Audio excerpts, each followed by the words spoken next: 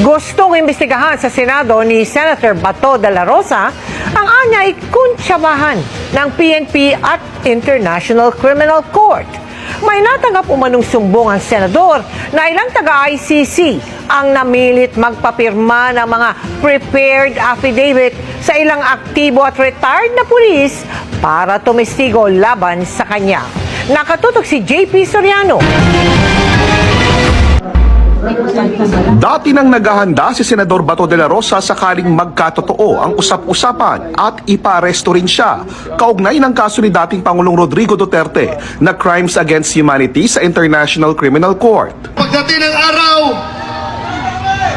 nalalabas yung warrant of arrest ko.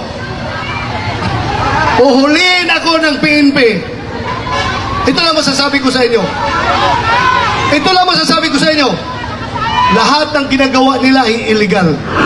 Ngayon, paglalahad ng senador, ilang aktibo at retired na pulis ang nagsumbong sa kanyang may ilang taga-ICC umano ang pumunta sa mga hotel sa Pasay at Ortigas.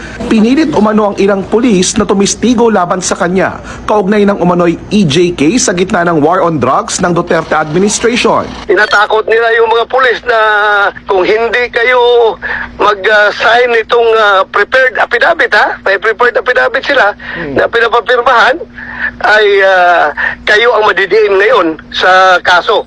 May mga active, may mga retired na pulis na pinapatawag nila.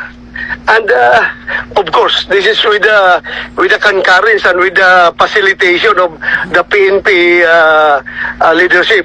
Sa pagbabalik sesyon daw ng Senado, magpapatawag si De La Rosa ng hearing para maimbestigahan ang anyay kuntsabahan ng PNP at ICC. Suffice it to say that yung affidavit na gusto mapapirmahan sa kanila ay naglalam ng mga incriminating statements laban kay Pangulong Duterte at sa akin. At yung mga pulis naman, lalong-lalo na yung mga retired na very powerless, ay natatakot din. Yung iba ay nakapirma daw at yung iba naman ay nagmamatigas, hindi pumirma dahil it was done in the absence of their lawyer.